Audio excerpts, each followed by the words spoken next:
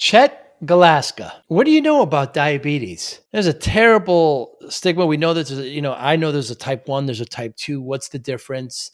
Terrible stigma attached to it with obesity.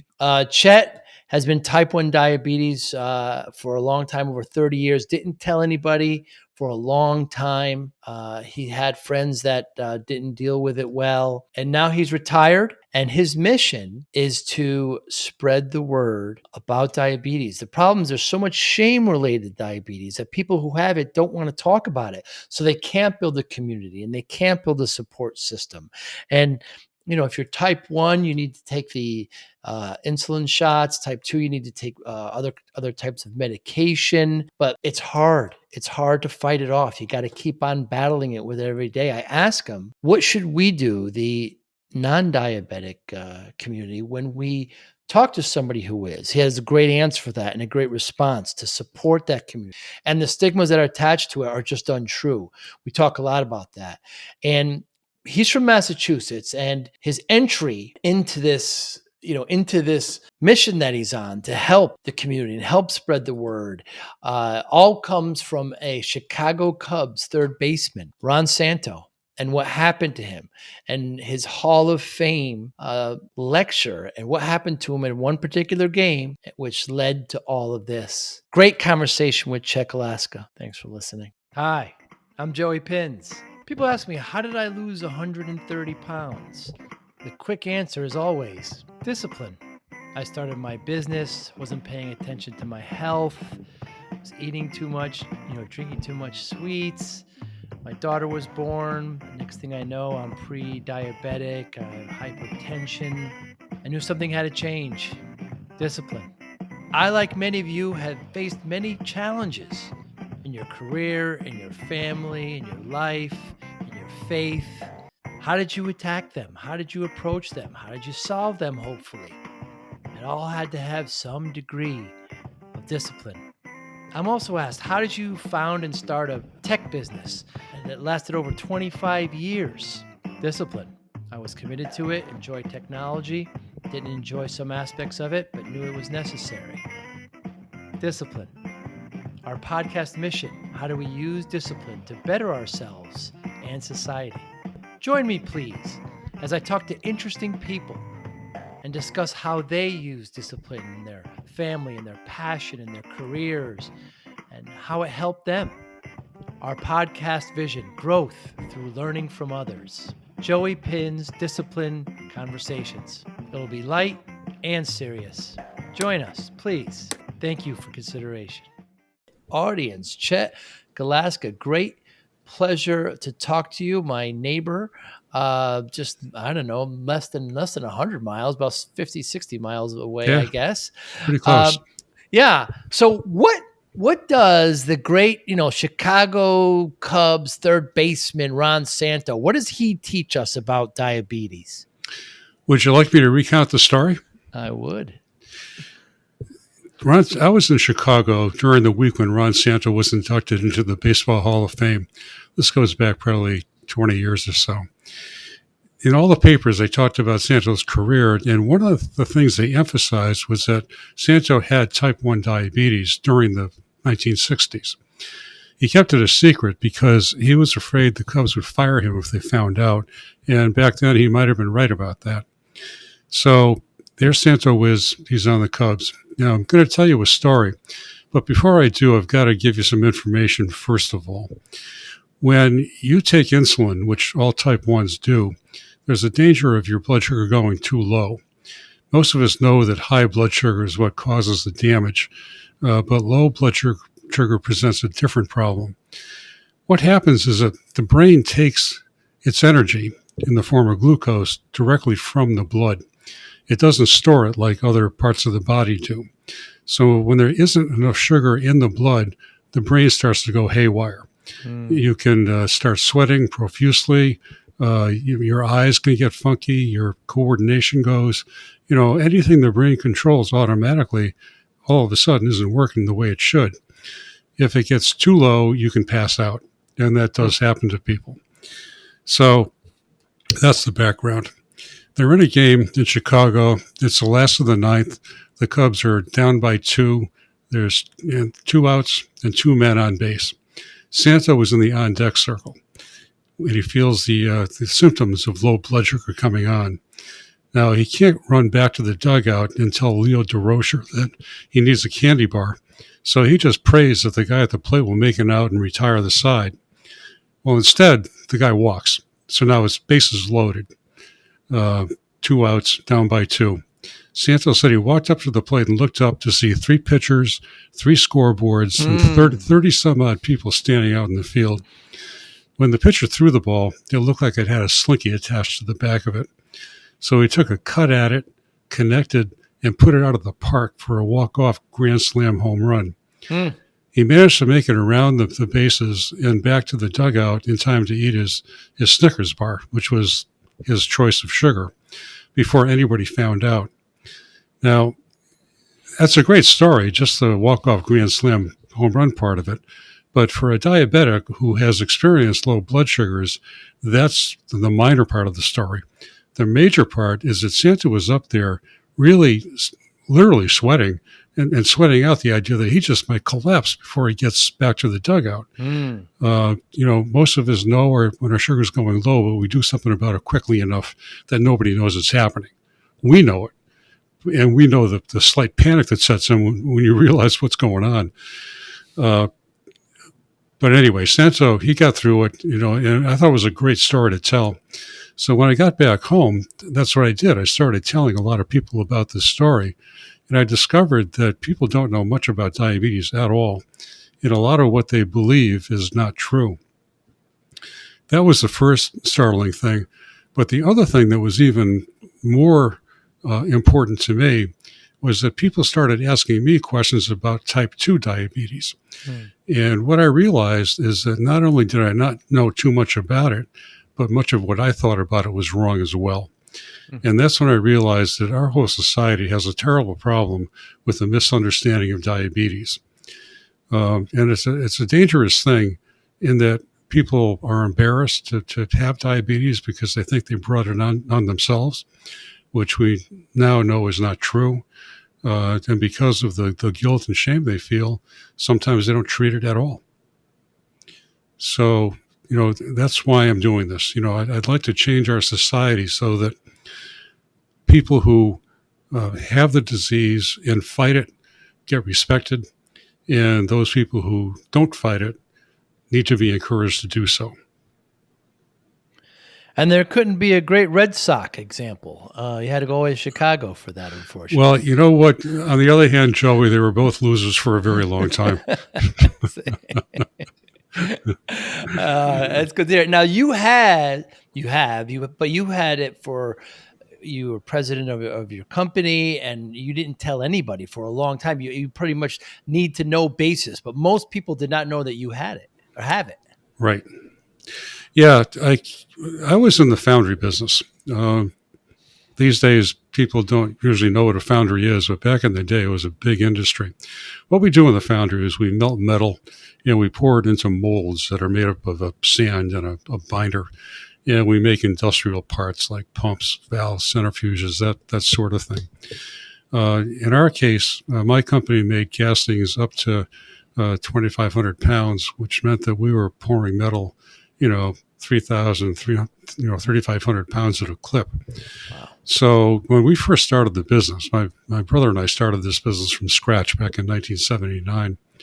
And for a few years there, I was doing the pouring. So the last thing I needed was the people who were working with me to wonder whether I was going to go south on them, because nobody understands diabetes except it's a bad thing, and you're just not sure about the person who's got it. In my case, I made sure that I would never suffer a low blood sugar while I was doing something dangerous. So I made sure that my sugar was up there. It was never, ever a problem. But I just didn't need people prejudging me and thinking I was somehow weaker than others because I had the diabetes. When I encountered the Santo story and started realizing how bad the misinformation problem was, I decided to write a book about it. And in order to do that, I felt I needed to talk to as many diabetics as possible to get their takes on what they put up with and how they see the situation too. So I did. I told everybody that I knew that I had diabetes. I told them, if you know anybody who's got diabetes, let them know. I'd be happy to talk to them. In fact, I'd love to talk to them. And, people accepted it. But one guy in particular sticks in my mind.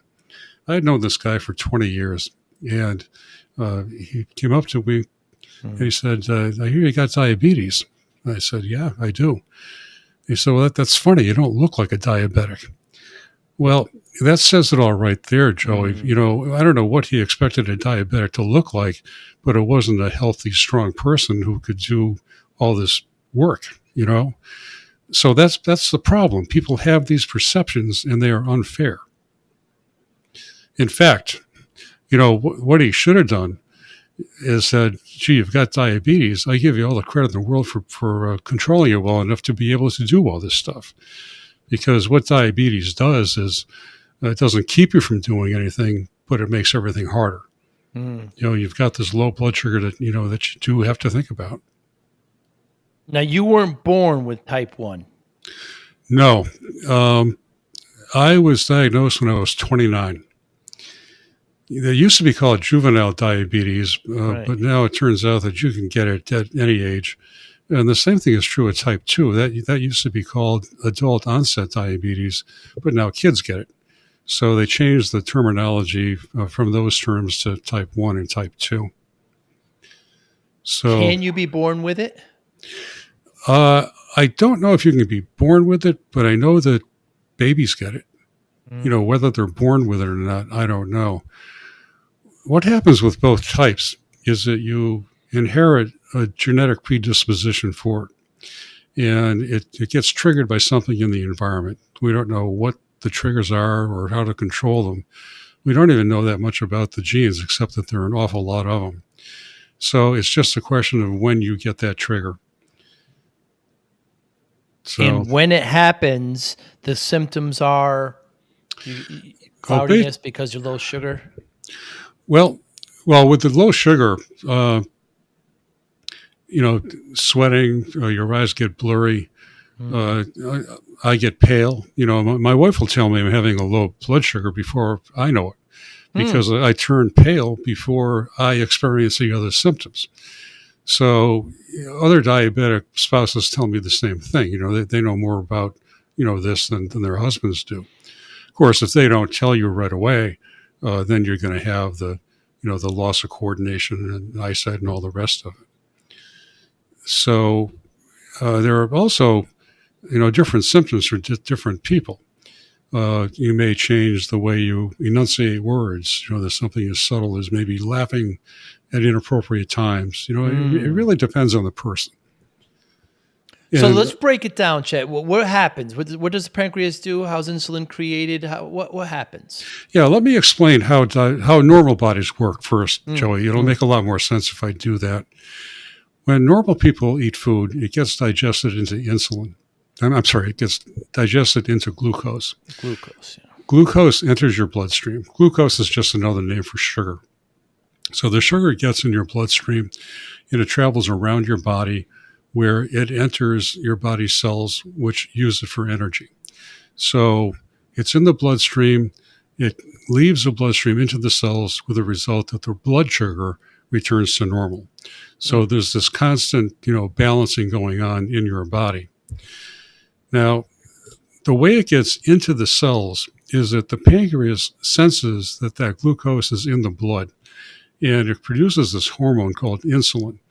Insulin's job is to unlock the cells. So it travels along with the glucose in the blood. When it comes to the cells, the insulin unlocks the cell so the glucose can leave the blood and get into the cell.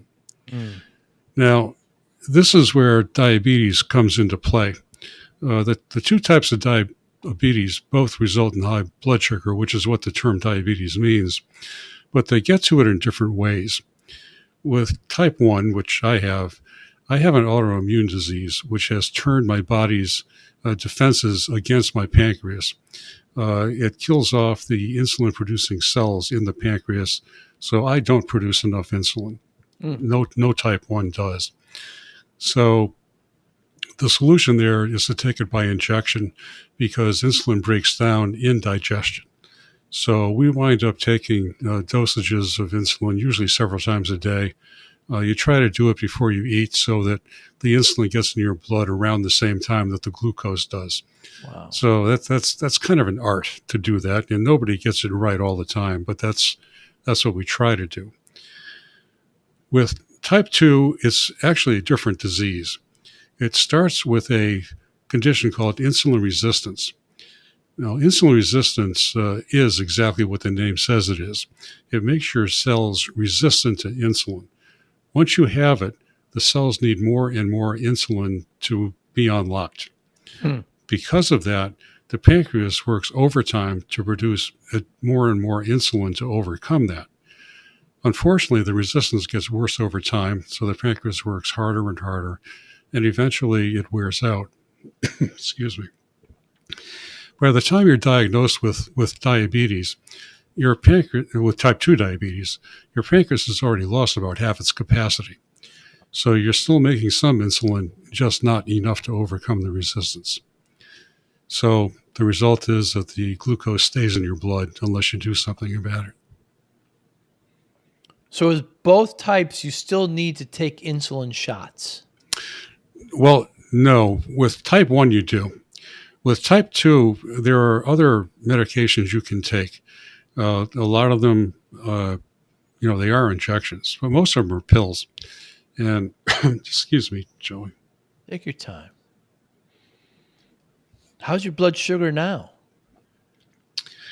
Right now, it's probably around 160, which is not bad. Anything under 180 is what we're trying to achieve. Mine typically is lower than this, but when you are active, even mentally, it burns blood sugar. The brain uses 25% of the body's energy, believe it or not. Only 5% of the volume, but it uses a lot of energy. And what I discovered a long time ago is that when I'm doing something where I'm constantly thinking, my blood sugar does drop. So I'm deliberately running it higher than I normally would because I'm talking to you, because I know over the course of this broadcast, it's going to drop.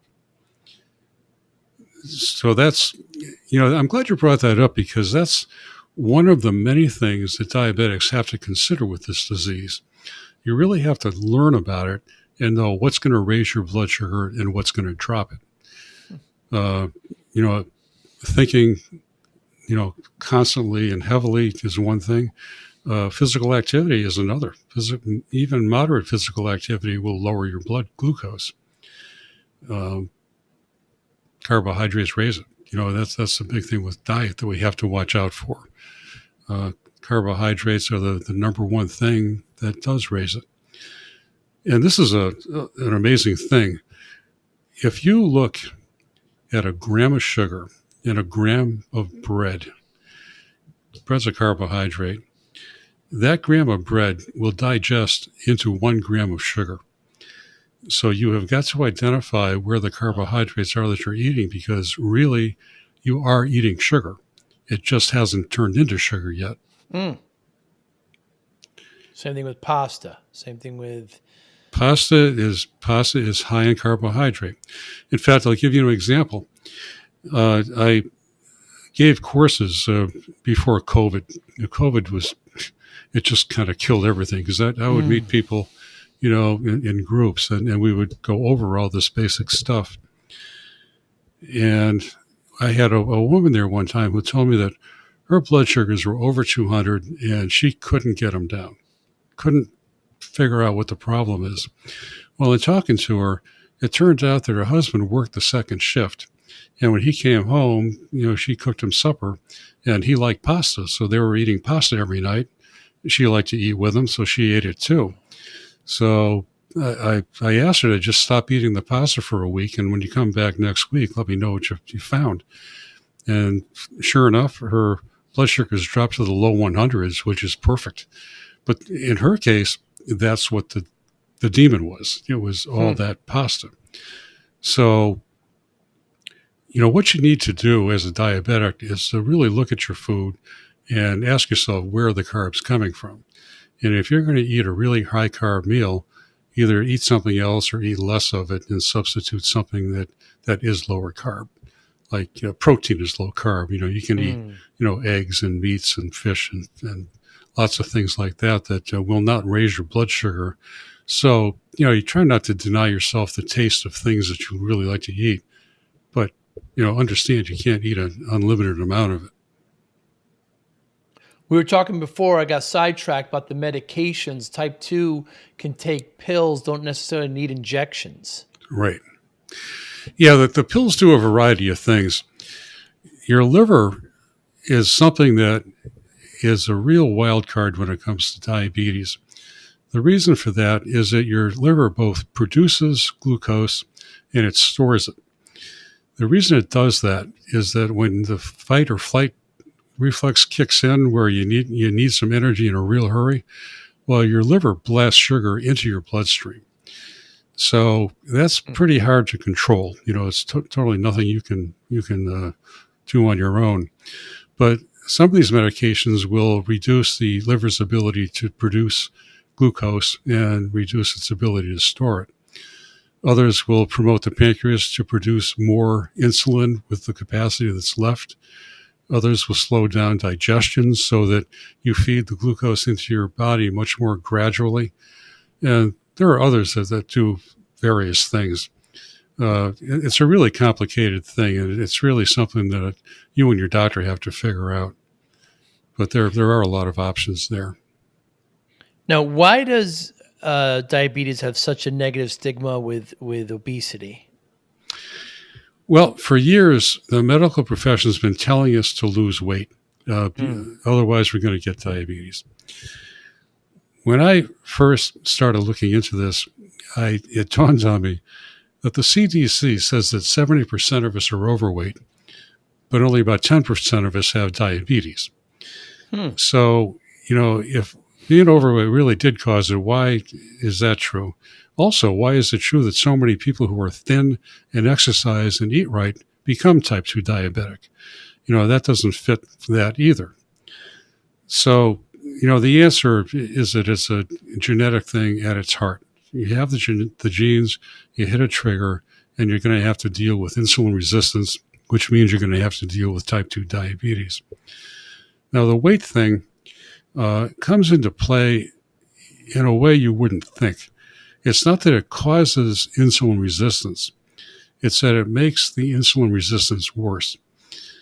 The reason for that is that visceral fat can make it worse. We have two different kinds of fat. You've got subcutaneous fat, which is the squishy stuff that is on the outside of the body.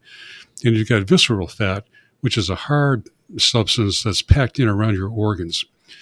The visceral fat does make the insulin resistance worse, and therefore it puts more strain on your pancreas, and it does raise your blood sugar. So that's got an impact, but it's after the fact. It's not causative. It's more of a maintenance kind of thing. The good thing about the visceral fat is that we're told to lose between 5 and 7% of the body weight, and that'll make a difference. The reason for that is that when you lose weight, the visceral fat is what you lose first. So you're losing the bad stuff. So it's good that you don't have to lose half your weight. It's the first weight that comes off that really impacts diabetes. Very interesting. So if you have it, being heavy would just make it worse, but it won't stop it. Right. It's a complex thing. I'm not a doctor. I'm not an expert in everything diabetes. I'm really a guy who sees a problem, experiences it firsthand, and knows lots of other people who do too.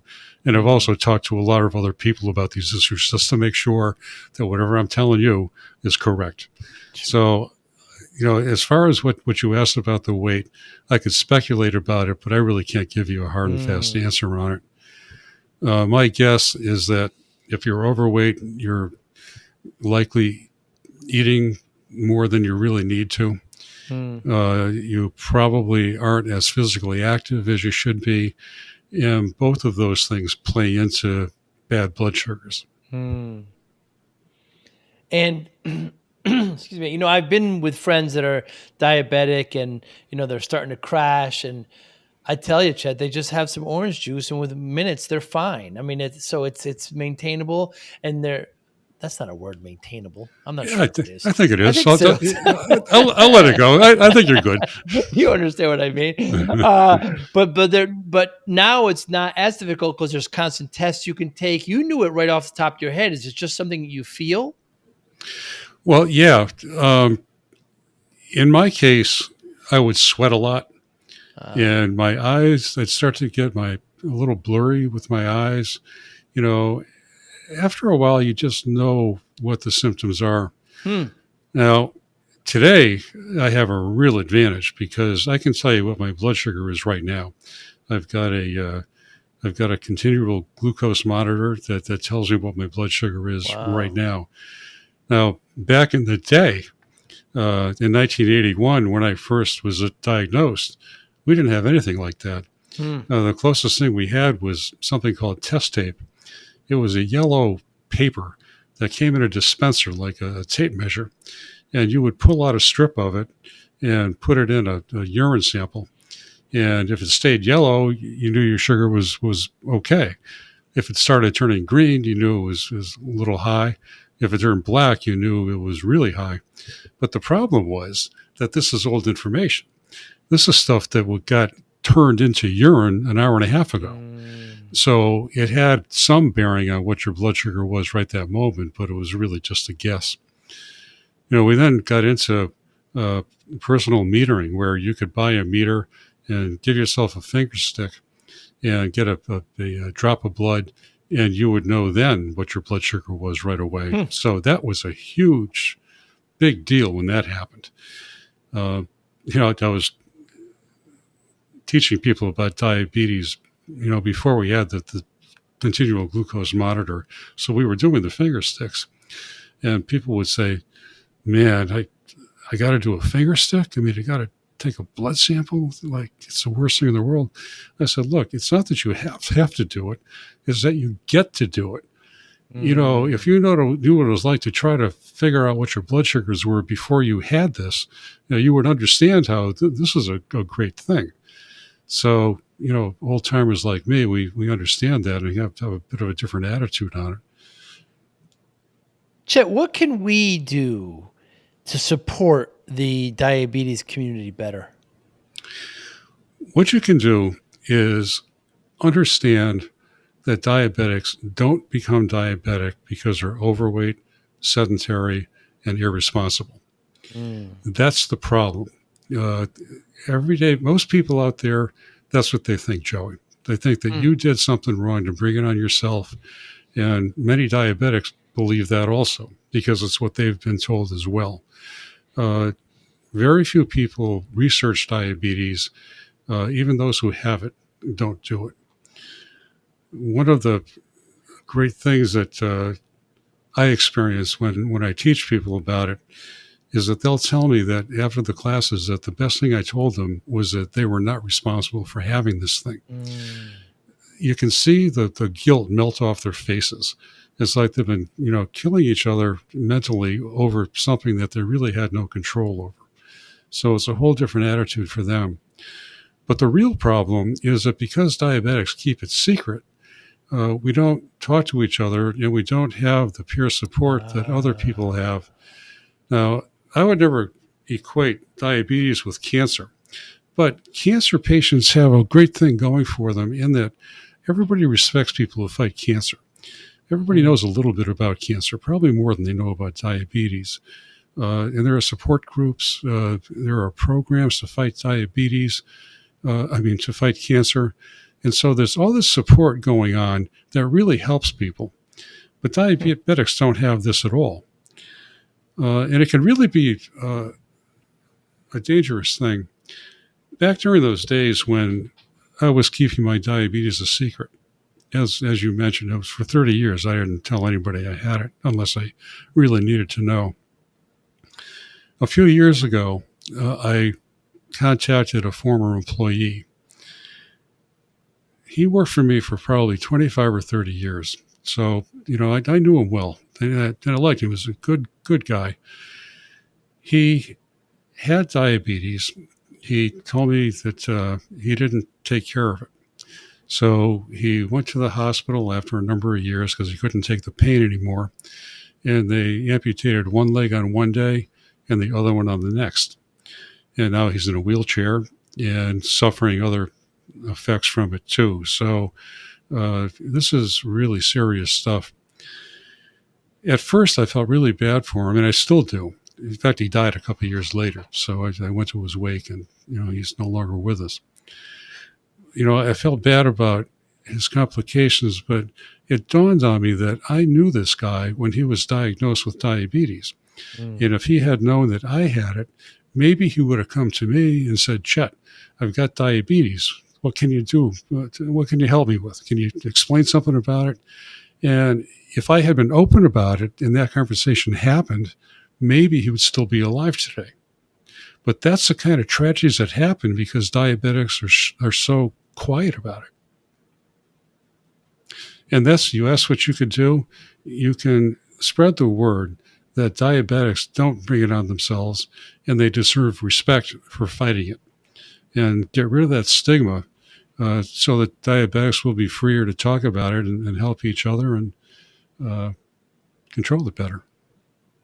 Yeah, and that's really your mission. That's a sad story there, and I could see how guilt can play into that. Because you hear they have to get toes removed and amputated, and this is all because he just wasn't taking care of it, right? He wasn't taking the pills, taking the insulin. Apparently, he was doing nothing about it, not watching his diet. Let me explain it to you this way. What happens if you take sugar and you put it into a glass of water and stir it up so it dissolves? The water gets sticky. Right. When you have high blood sugar, you're doing the same thing to your blood. You are literally making your blood sticky. And this leads to a plaque buildup in your blood vessels. It causes heart disease, kidney failure. The amputations happen because the capillaries plug up first and then it moves on to bigger blood vessels. That's what's happening. It doesn't happen overnight, but it happens over maybe an 8-year period, 10 years sometimes. But once that damage happens, Joey, it's irreversible. Once it's there, it's there. So even though you may not feel the symptoms immediately, you better start working on it because the damage is happening. So I think that's what Jerry did. I think he felt, well, gee, I feel okay. I feel a little run down maybe, but what the heck, I'm getting older. Everybody I know is feeling a little more run down. So you rationalize all this stuff. And next thing you know, you're in the hospital getting a limb amputated. On your website, you have the Challenge Diabetes Program, the CDP. Tell me about it. What I'm doing and what I'm trying to get out there is this program that I've developed over the years here in Springfield. What I do is take the very basics of diabetes. I don't offer medical advice. I just explain it just the way I'm explaining things to you right now. I explain what diabetes is, how it starts, why it's dangerous, what we can do to manage it, the fact that we don't deserve a stigma, and explain why. That's the first class. There are 3 classes altogether. And the second one, I get into diet and why carbohydrates are so critical. As I mentioned earlier, 1 carb of carbohydrate is 1 carb of sugar. Drive that home because people might think that, well, I could eat bread. That's not so bad. It's not a candy bar. In fact, it is bad. It's as bad as a candy bar. Wow. So we have to watch our diet. And I put it in terms that people can work with. For example, when we talk about watching your diet, people need to eat a balanced diet. But for a diabetic, the critical thing is the carbohydrates. And I tell them that you don't have to worry about every food in the universe. The foods you have to be concerned about are the ones that you're actually eating. Mm. If you look at your own diet, your breakfasts are probably pretty much the same. Lunches are probably pretty much the same. Dinners will vary, but over the course of a month, they'll repeat. So the universe of foods that you actually have to be concerned about is not that big. And it's pretty easy usually to find the foods that are really causing your blood sugar to rise. Much like that woman I told you about earlier who was eating pasta with her husband every night. That was low-hanging fruit for her. In talking to a lot of diabetics, another one is that a lot of people eat cold cereal for a snack at night. The very first class I gave, there was a guy who told me he eats Cocoa Krispies every night before he goes to bed. Ooh. Well, Cocoa Krispies have a lot of sugar. Yes. But what's even more common, Joey, is Raisin Bran. Raisin Bran. People think that Raisin Bran is healthy, and so it's got to be good for you. But I explained to them that, the bran is a carbohydrate, the raisins are carbohydrate, and then they sprinkle sugar on all of it just for the fun of it. So if you look at the nutrition label on a box of Raisin Bran, it's one of the worst cereals you can eat. So, that's the thing that I try to drive home. When you look at your plate of food, ask yourself, where are the carbohydrates? And you'll be surprised. Some things are really high in carbohydrate. Others you can eat a lot of, and it's not going to raise your blood sugar. But once you figure that out, well, that's the first step to establishing the balance that you need to control your blood sugars. How about natural carbohydrates, like in vegetables? I didn't mean to interrupt. Sugar is sugar is sugar. I know. I get that a lot. I can eat all the apples I want. No, you can't. Fructose is sugar, just like glucose is. And there's no get out of jail free card just because it's a healthier food. I mean, there's a lot of reasons to eat apples, but lowering your blood sugar isn't one of them. Or look at it this way. You mentioned orange juice. Where's orange juice come from? You squeeze it out of an orange, right? Yeah. I mean, so there's a lot of sugar in there. So we talk about diet in that second class. In the third class, we talk about physical activity and medications. Physical activity is the second most critical thing to controlling blood sugars behind the diet. Exercise is really powerful.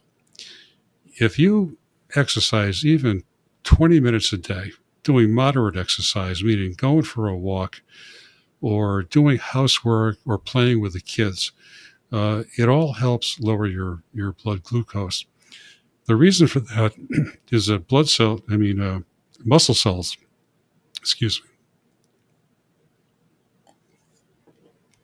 muscle cells will absorb glucose directly out of the bloodstream, and they'll either use it right away or they'll store it for future. In either case, it comes out of the bloodstream, and active muscle does it even better. The great thing is that you don't need a heavy workout. Really moderate exercise, like the things I mentioned, they do a better job than really heavy exercise. Here's another complicating thing about diabetes. I do like to work out hard. And what I have found is if I work out really hard and my blood sugar drops because my muscles are absorbing that much sugar out of my bloodstream, my liver will kick in and throw the glucose back in. So I'll have a heavy workout and I'll find my blood glucose is higher than what I started. Wow. First time that happened, I thought, what's going on here? But then I realized what was going on. And if I had a more moderate exercise, that wouldn't happen. You can still exercise heavy if you want to. And I still do that a lot of times just because I feel good when I do it. But it may not be the best way to control your blood sugar. On the other hand, you take a little little insulin, and it'll go right down. So the exercise is something that doesn't get talked about anywhere nearly as much as it should. I actually took a course that was sponsored by a local hospital. It was a CAD program that one of the pharma companies came up with. The first class they gave was on the same sort of thing I talked about in my first class, just the basics. The second one was on diet, and the third one was on medications, because the pharma company sells medications. Exercise wasn't brought up at all, Wow. until I brought it up. And since I brought it up, it was outside of the curriculum, right? So I brought it up, and the people running the class were certified diabetes educators. They knew all about the exercise, and they jumped right on it and said, yeah, exercise is really powerful. You have to realize that. So, the exercise is part of what I do in the third class. And the other one is medication. I talk about it fairly briefly because it's really not my place to, suggest type 2 medications. But the one thing I do emphasize is that when you take a medication, you're going to be taking a fixed amount of it every day. So the variables are going to be the exercise and what you eat. If you're going to get that medication to work, you've got to standardize, the carbs you eat and your physical activity to some degree. The more you can standardize it, the better chance your doctor has of prescribing exactly the right medication and the right amount of medication. What you can't do is sit on the sofa drinking soda and watching TV all day one day, and then going for a walk the following day. One day your blood glucose is going to be really high, and the following day it might compensate for it, but it's it doesn't give your doctor a fair chance at helping you out. So you do have to moderate things. And what happens when you sleep as a diabetic? Well, that's an interesting question. There are actually two things that can happen. Well, there are three things, actually. You can go to bed, have a wonderful night's sleep, and get up in the morning with no problem. Great. That's what happens most of the time. Good. Sometimes there's a thing called the Samoji effect, where you go to bed with a slightly high blood sugar, and your pancreas decides you got to get that blood sugar down. So, with the type 2, the pancreas still works to a great degree. So it'll put some insulin into your blood, with the result that it drops down too low. And what happens when it drops down too low is your liver says, well, that can't happen. So it blasts that sugar into your bloodstream. Wow. So all of a sudden it goes from being too low to too high. So you wake up with a high blood sugar. So, that's a funky thing that doesn't happen very often, but it can happen. The other thing that does happen just about every day is called the dawn effect. Your circadian rhythm is such that your body knows about what time it's going to get up. If you're like me, right around the time I'm going to get up in the morning, I'm going to be in a very light sleep. I'm going to open one eye and realize, yeah, it's about that time. And you look at the clock, and sure enough, it's about that time. Well, your body knows that internally. And to get ready for the day, it automatically raises your blood sugar because it knows you're going to get out of bed and start doing stuff. So that's not just diabetics that happens to. That happens to everybody. It's just that diabetics are more cognizant of their blood sugar levels than non-diabetics are. But it's still important to get, 6 to 8, a good night's sleep. Absolutely. Yep. It's a critical thing. I mean, it seems to me, Chet, that, the three pillars for good health are, nutrition, exercise, and sleep. So, those same things that you're talking about for dietitians really apply to everyone. Oh, I would think so. Yeah. For diabetics, it certainly applies. In fact, you really should be careful to eat balanced meals. I'm lucky. I've been married for do the math, a long time. I've been married for well over 40 years. The bigger the numbers get, the harder the math is. Sure. But anyway, my wife is a good cook. Yeah, and I've been fortunate enough to get balanced meals for, all of the 45 some odd years that we've been married. So I've been getting that without thinking about it But I think most people do need to think about it. You have to eat your vegetables, and you do need carbohydrates, you need protein. So that's something that everybody needs. For the diabetic, it's just, you know, don't overdo the carbs. Um,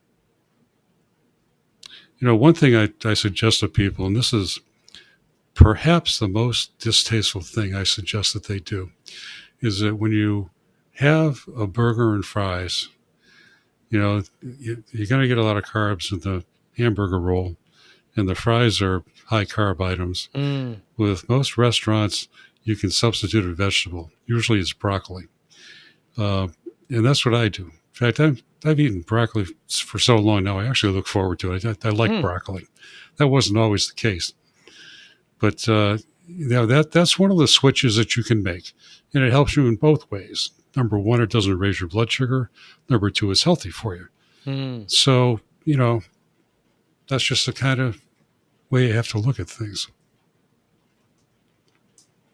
So when we encounter somebody and we find out that they're diabetic, the right response and the right attitude and the right approach is Is to say, I give you credit for fighting it. And here's one that might really throw a diabetic.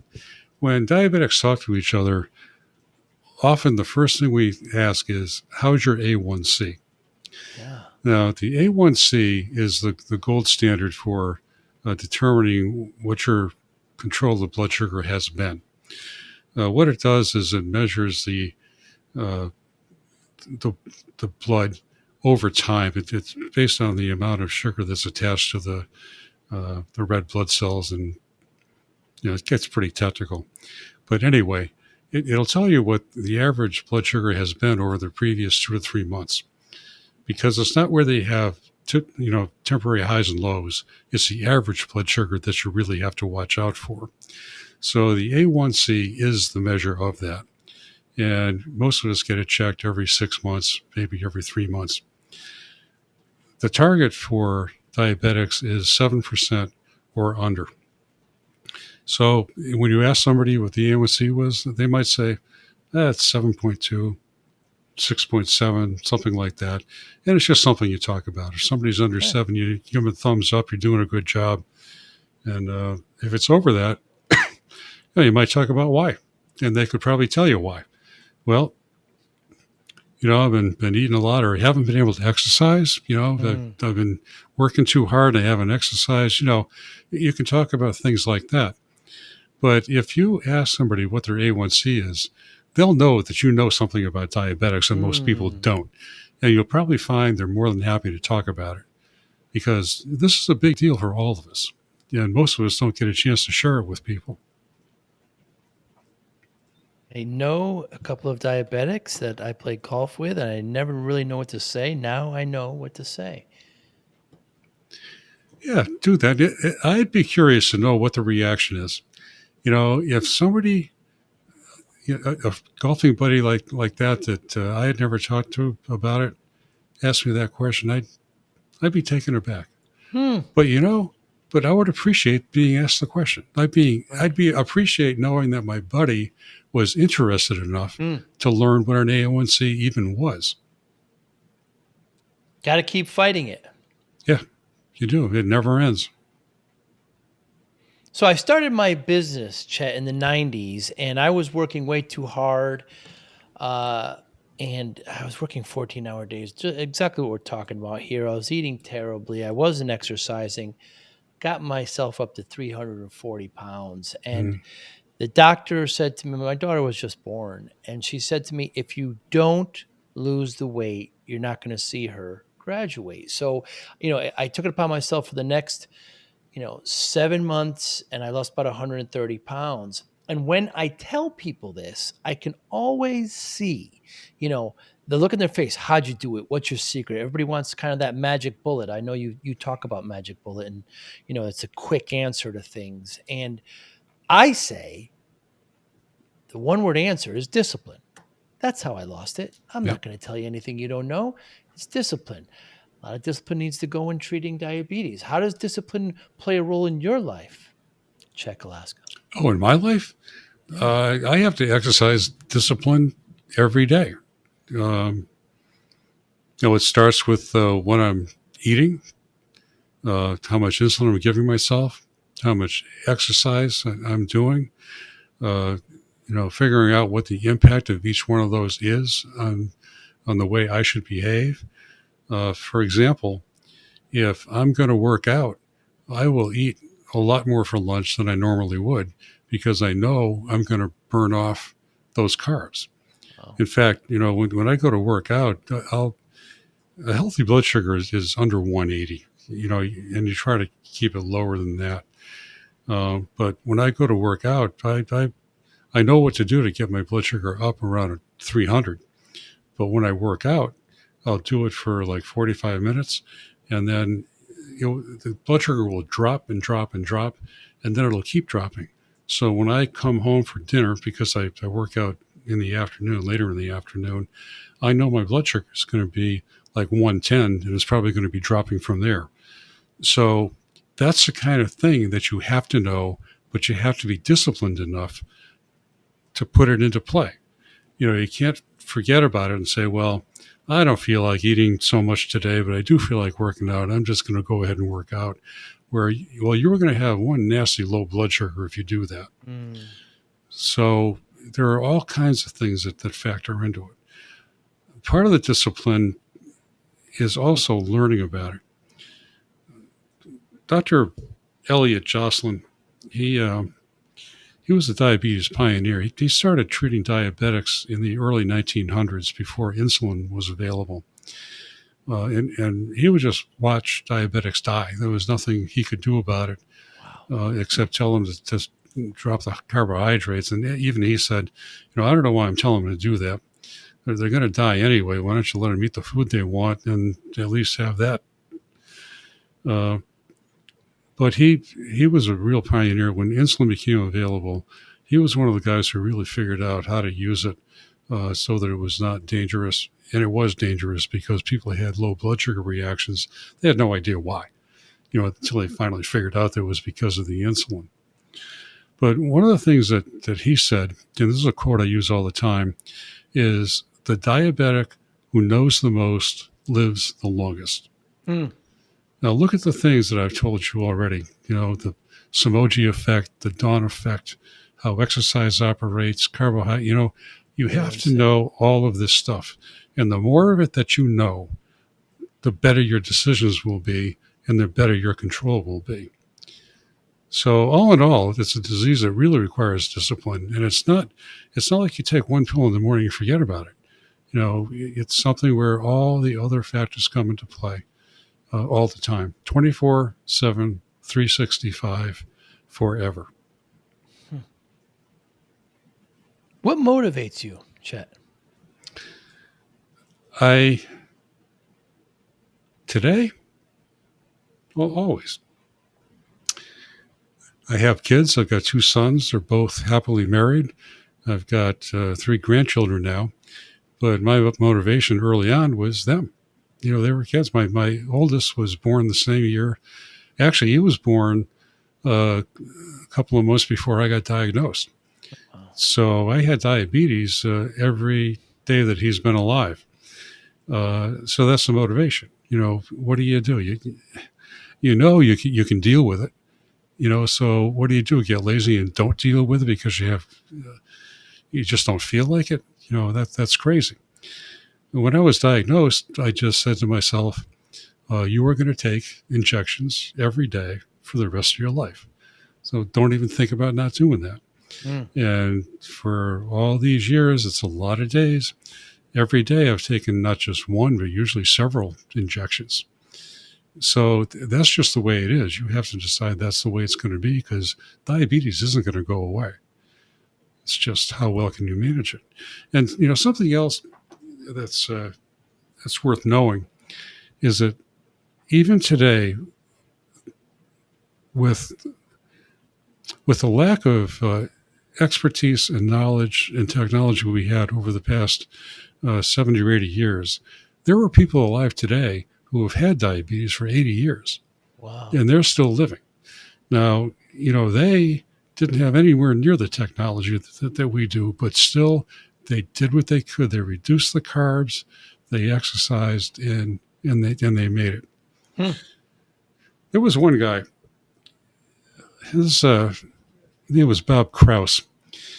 He became a type 1 diabetic in 1925, about a year after his brother. His brother's name was Jackie. He was diagnosed a year earlier, and he died from type 1.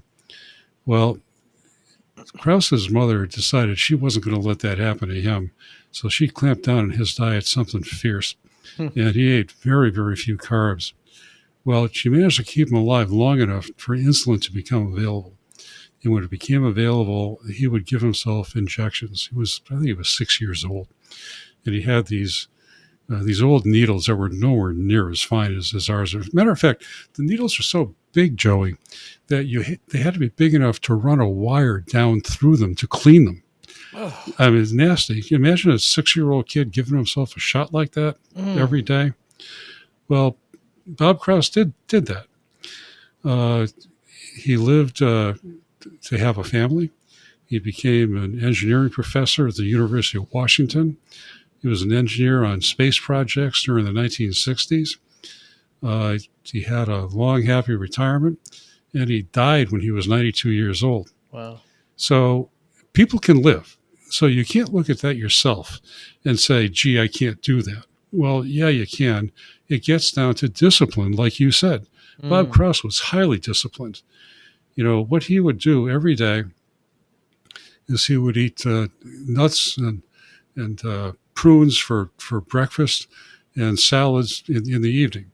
So he was keeping his carbs down all the way through his life. What he used to say is that I don't live to eat. I eat to live. And so he just put food on the back burner, and he managed to do it. So, it's a question of attitude. It does take discipline, but your life's on the line, and the welfare of people you love is on the line too. So, you do what you got to do. And how do you measure success? With the diabetes, diabetes success is a low A1C. Right. Mine generally runs 6.6, 6.7. So, I do pretty well with it. But if you really want to know what I think success is, it's raising a family of decent people who are honest and work hard and follow the golden rule. So far, so good. So that's success. Absolutely wonderful, Chet. I was excited when you accepted this. I think the diabetes community, we need to know more about them. We need to support them more. I really appreciate the insight, and I love your mission. I mean, you're out there, you wrote a book, you have the website, you do these classes.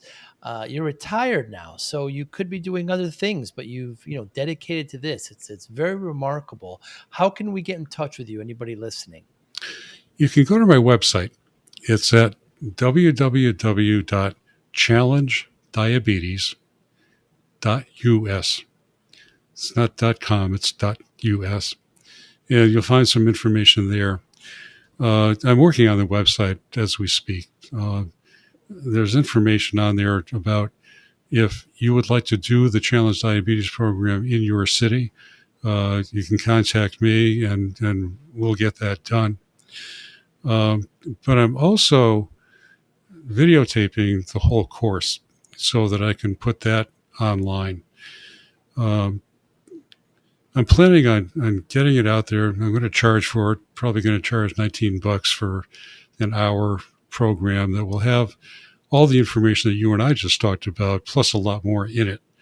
But you can get it, watch it yourself, maybe bring it to your book club or your church or civic organization, whatever, show it to people. And just by watching that, you'll get a much better idea as to what diabetes is all about.